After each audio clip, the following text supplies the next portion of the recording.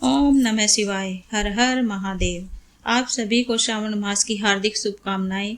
आप सभी पर भोले बाबा की अनुकंपा हमेशा बनी रहे। आज से श्रावण मास शुरू हो रहा है। सावन का महीना भोले बाबा को बहुत प्रिय है। सावन में शिव की पूजा का विशेष महत्व है और श्रावण महात्म पढ़ने का और सुनने का भी विशेष फल मिलता है। श्रावण महात्म्य का पहला अध्याय। सूत जी का कथन। एक बार सूत जी शौनक तथा अन्य ऋषिगणों की सभा में पधारे। सूत जी ने उन्हें आदर पूर्वक प्रणाम किया और बैठने के लिए आसन दिया।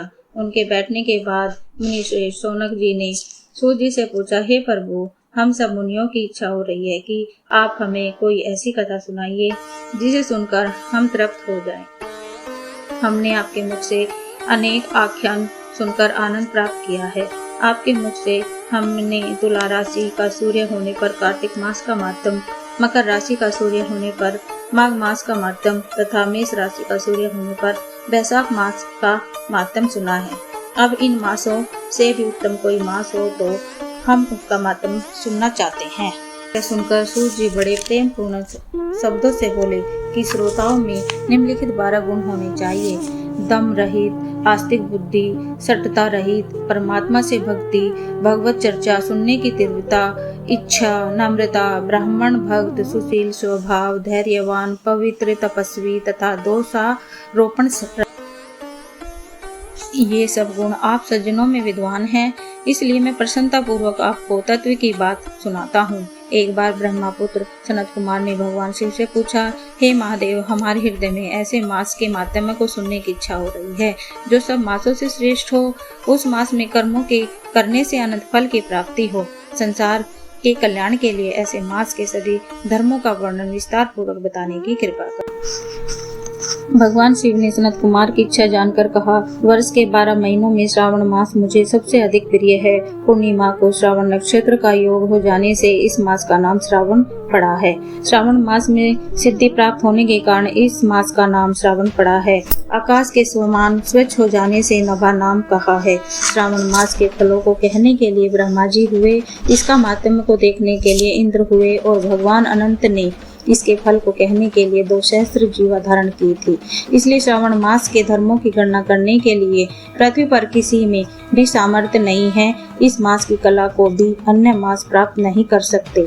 इस मास का कोई भी दिन व्रत शून्य नहीं है। इस मास की सब तिथियां व्रत वाली है।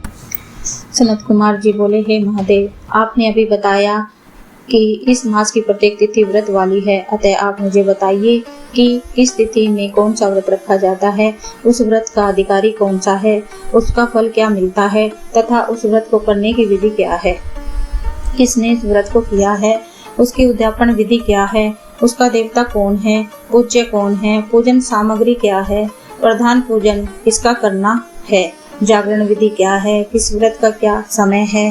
हे प्रभु, आप मुझे ये सब बातें कृपया कर विस्तार पूर्वक बताने की कृपा करें। श्रावण मास आपको क्यों प्रिय है, इसे पवित्रतम किस कारण से कहा गया है, इस मास में कौन सा अवतार उत्तम माना गया है, इस मास में कौन सा अनुष्ठान करने योग्य माना गया है। हे प्रभु, आप सब प्राणियों के लाभार्थ मुझसे कहें।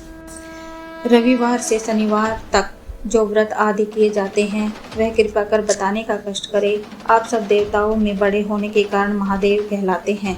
पीपल के पेड़ में तीनों देवों ब्रह्मा, विष्णु और महेश का निवास कहा गया है, उसमें भी आपका निवास सबसे ऊपर कहा गया है।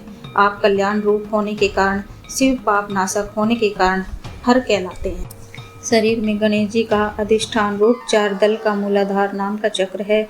उसके ऊपर 6 दल का ब्रह्मा जी का अधिष्ठान नाम का दूसरा चक्र है। सबसे ऊपर 10 दल का भगवान विष्णु का मणिपुर नामक तीसरा चक्र है। चौथा चक्र हृदय में 12 दल का अनाहत नाम का है। इस चौथे चक्र में आपकी स्थिति कही गई है। आपका निवास सबसे ऊपर होने के कारण आपको मुख्यतः कहा गया है, इसलिए आपका पूजन करने से पंचायतन का पूजन हो जाता है।